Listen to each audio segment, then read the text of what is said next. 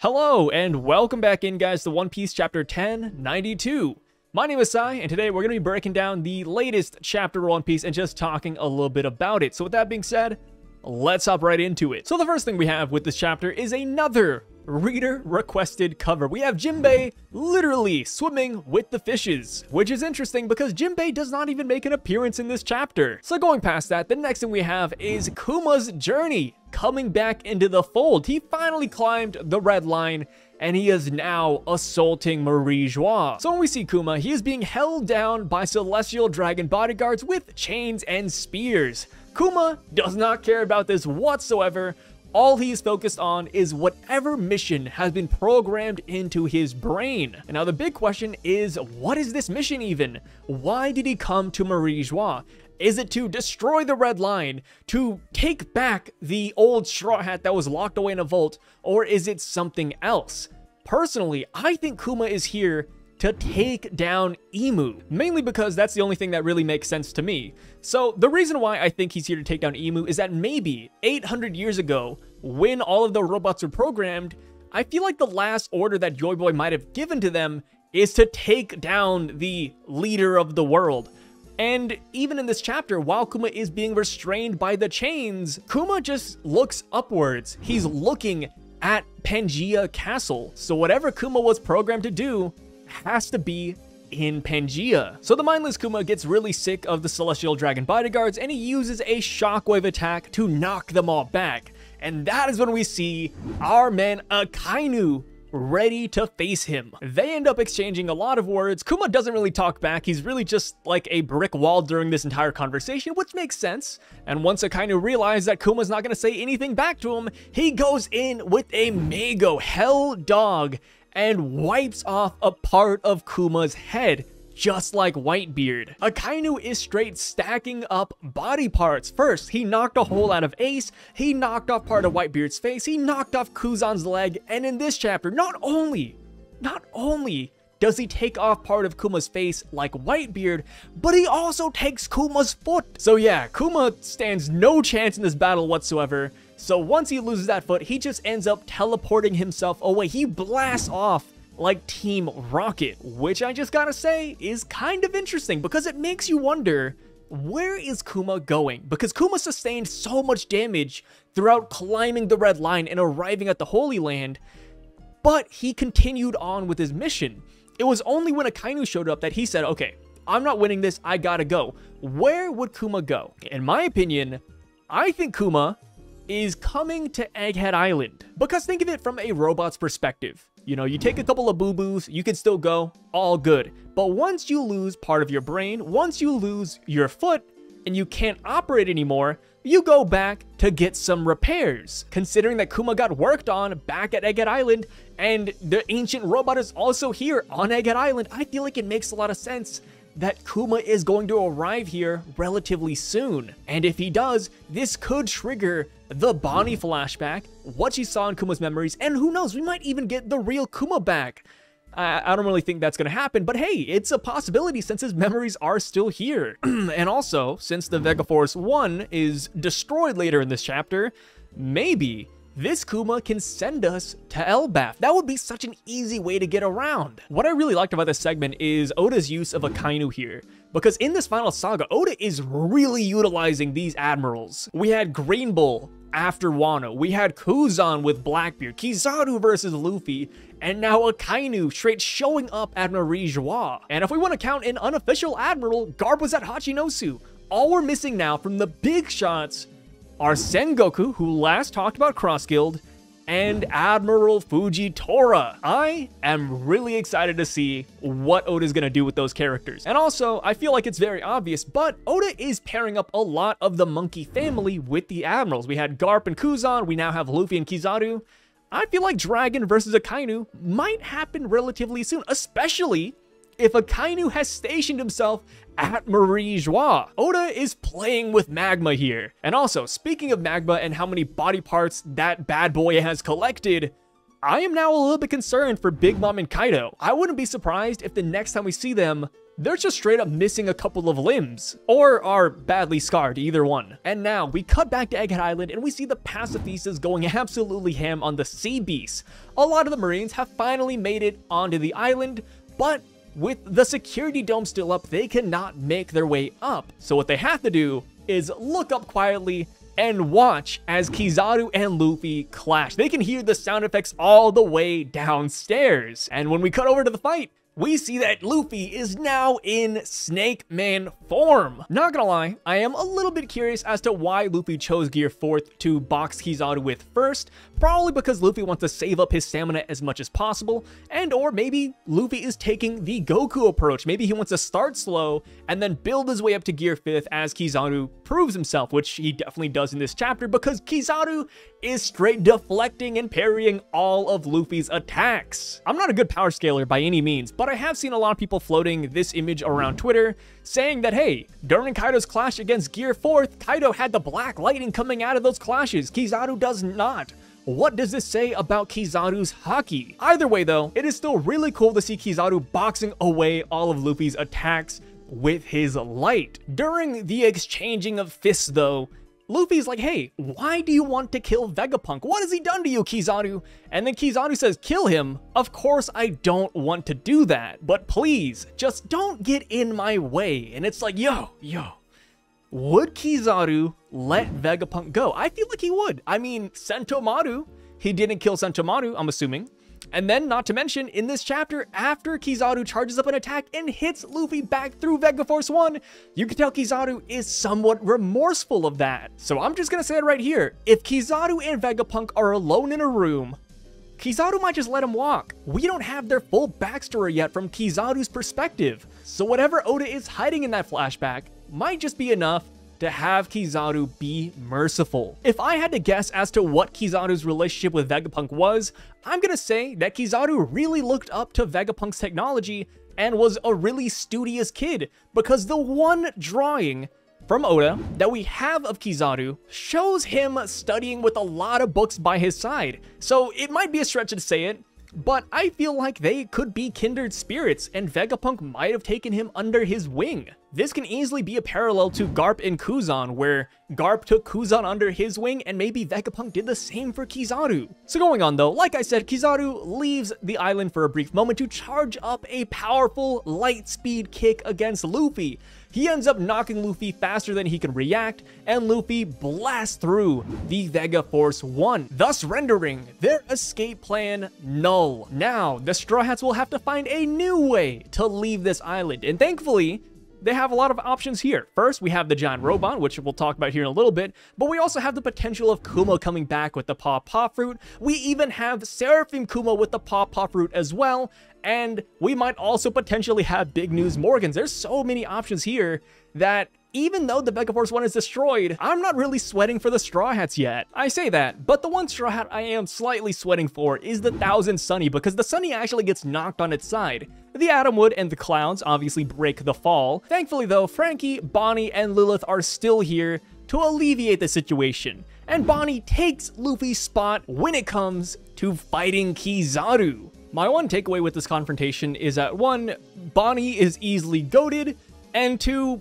Bonnie just straight up doesn't have armament haki, because not only does she come in to attack him with electrical wiring, but Kizaru just so nonchalantly dodges her with his light Logia, and then he kicks her in the back of the head, sending her flying to the security dome, and we see an explosion being caused by this. Obviously, Bonnie is still going to be alive after this, but she must have taken some pretty good damage, because by the end of the chapter, when we see Luffy again, Luffy even mentioned, hey, that hurt, that was hot. And we're talking about Luffy out of all people. How much damage would Bonnie take from this? So after seeing Bonnie and Luffy both get blown away, Franky decides to step onto the playing field. And I love that. I love that Franky is like, yo, time to fight Admiral Kizaru, right? He throws up the radical beam, but when he looks up, Kizaru isn't there. Franky ends up informing everybody about the situation, and they all start panicking a little bit. But before the panic sets in completely,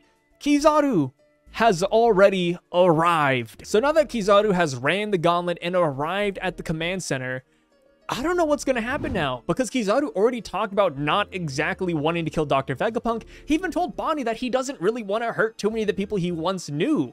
So it's like, what is his plan here? Who knows? Maybe Kizaru has a move like Kuma, where he's like, hey, if you could take a vacation, where would you go? But speculation aside, before we get a definite answer as to how Kizaru is going to handle this whole situation, we have Gear 5th Sun God Nika peeking through the rooftop and grabbing Kizaru. Everyone's eyes starts popping out of their heads because of the cartoony effects. But Kizaru, his eyes remain in his skull, although his lip just starts quivering and he starts sweating a little bit. But yes, Kizaru is somewhat unfazed by this transformation, and he even says, oh, so you finally brought it out, meaning that Kizaru knew about Gear 5th coming into this fight. Saint Saturn debriefed him, or Kizaru just flipped open a newspaper and realized that Luffy has a brand new form in his arsenal. Kizaru in this chapter says that speed is power. But you know what else is power? Knowledge. Kizaru coming into this fight knowing how Gear 5th might function could be really huge, especially if Saint Saturn, a Gorosei member, is the one who told him about this. Also, another possibility that I think is less impactful is that maybe Lucci told him about that in his report as well. But either way, Kizaru knows what this form more or less is. The real question though is, can Kizaru handle Gear 5th Luffy? Because thus far, Lucci got stopped, Kaido kind of got toyed with for the most part.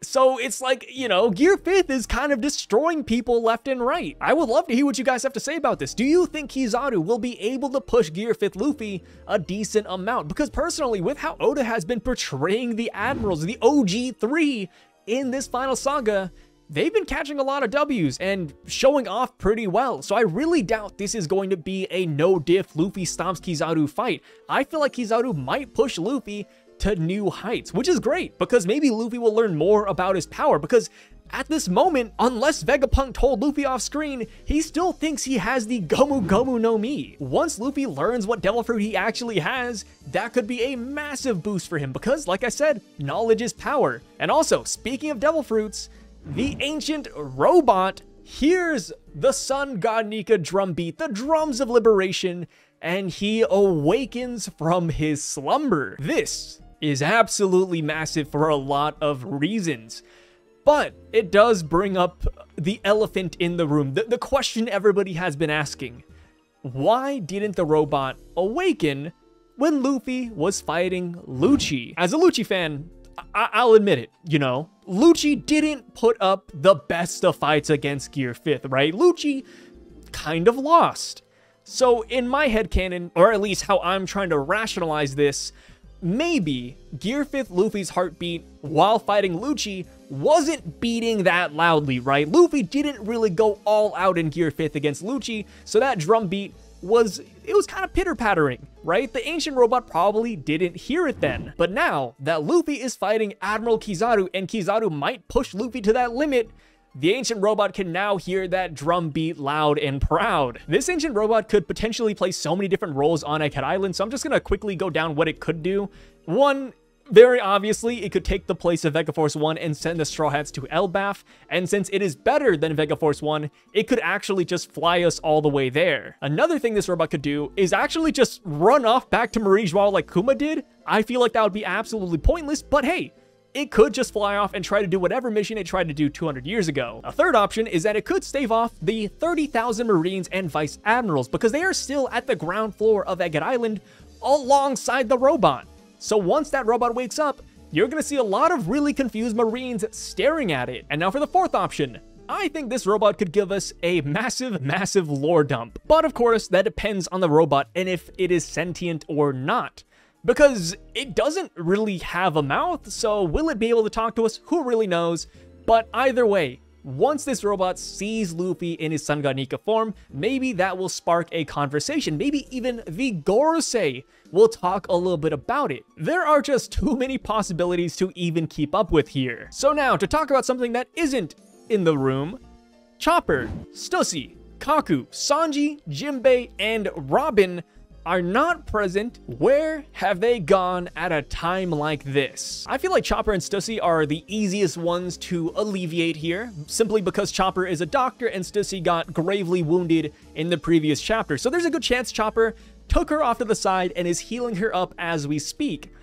But as far as Sanji goes, Jinbei and Robin, those are the heavy hitters of the Straw Hats, you know? But they're not here now. Where did they go? Since the security dome is still up and none of the Vice Admirals or Marines can make it up here, I don't think they're going off to fight them. They must have some ulterior plan in mind. One, who knows, maybe they're going off to grab the photon gloves to fight Kizaru.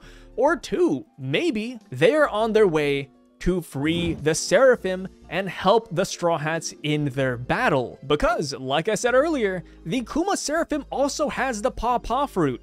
With Vega Force 1 now being destroyed, having the Kuma Seraphim teleport us could be the next best option. Of course, that is considering the ancient robot won't do what we want it to do. But also, the ancient robot, after waking up for 200 years and with Luffy still not knowing his fruit, I don't know if Luffy can properly control this robot yet. How do they even communicate? Does Luffy use the voice of all things? Does he change his heartbeat to a different type of music? Or does this robot just take orders naturally from Sun God Nika? There are so many questions here. And now, another big question that this robot inspires is what happened 200 years ago? This robot activated 200 years ago and attacked the Holy Land just as Kuma is doing today. But now that we know that this robot is fueled by Luffy's heartbeat, the drums of liberation, does this mean there was a Joy Boy, another Joy Boy, 200 years ago? Another person who managed to awaken the Sun God Nika Devil Fruit? I am going to say yes. So, when we go to Marijois, and we saw Emu in a giant straw hat, I don't think that straw hat belonged to Joy Boy. I think that straw hat belonged to Joy Boy number 2 is what I'll call him. The Joy Boy from 200 years ago that just so happened to be a giant. I think that makes the most sense personally, and that just hypes up Elbaf to me that much more. Imagine we get to Elbaf and they're like, hey, we had a guy in the history books that wore a straw hat, and also he just so happened to have the same devil fruit as you. I think that would be crazy. The lore potential is there, and it would also explain why giants and the world government-Navy never really vibed until Mother Caramel. Maybe they were afraid that another Sun God Nika would pop up as a giant, and that's why they kind of discriminated against them. So now the last thing I want to talk about before we end off this video is Saint Saturn, because he is definitely the wild card on this island. The ancient robot is one thing, Kizaru's another. But Saint Saturn, a character whose power level we do not currently know of yet, is still here, and he is yet to make his move. When is he going to show up and what is he going to do? If this ancient robot does get up, I feel like it will spark Saint Saturn to some extent. Since out of everyone here, he should know the most about this ancient robot and what mission it was trying to fulfill. So maybe Saint Saturn comes around and takes down this robot one more time for the Holy Land. So now, with all that being said, on to the comments from the previous video. The first one we have says, Kizaru is in the position Garp didn't want to be in, not being free and having to listen to orders. Yes, Garp did not want to take any orders from Celestial Dragons, and that is very much the spot that Kizaru is in right now. The Navy doesn't care about Dr. Vegapunk. I bet half of the Marines here don't even know why they're attacking him. But since it is an order from the Gorosei, they have to follow through with it. So yeah, I am really interested to see how Kizaru develops here. And here's another thing too. I feel like next chapter we will get more Luffy versus Kizaru, but I wouldn't be surprised if we start the chapter with Luffy still holding Kizaru and Kizaru just explaining himself and offering potentially suggestions on how to get out of here. The next comment says, don't get me wrong, I'm over the moon to see giant Luffy again so soon. But the ancient robot's eyes opening up after hearing Nika's heartbeat, this is huge. I can't wait to see Vegapunk connect the dots. And I agree. I feel like Vegapunk and Franky's reaction to a robot being powered by music would be absolutely insane. And it does make me wonder how Vegapunk and or Franky will utilize this information in general. Because what is Vegapunk gonna do? See the ancient robots powered by a heartbeat and say, wow, I guess I'm gonna whip out the drums now. Does Franky start a band on the side? I have no real clue how we go forward with this energy source. And of course, from this chapter, it seems like only Nika's heartbeat is what fuels the ancient robot, but it really does make me wonder if other type of music can also fuel ancient technology. Like imagine Binks' sake playing over the radio, and then the ancient robot starts moving again. Maybe different songs do different things. The next comment says, Kizaru literally proved that it doesn't matter if he beat Kaido. He's him. Speed is power. To tell that to a man that beat Kaido is wild. With how much Kizaru hypes up his own speed, it really makes me wonder if his Logia awakening will be speed related, if that makes sense. I know he's a light man, he travels at the speed of light, but I wonder if Oda will somehow break the sound barrier with his speed, which I think light speed already does. I'm not good with science, don't look at me. The next and final comment says, I wonder how long Luffy can last in Gear 5th though. Stamina still seems to be a huge problem.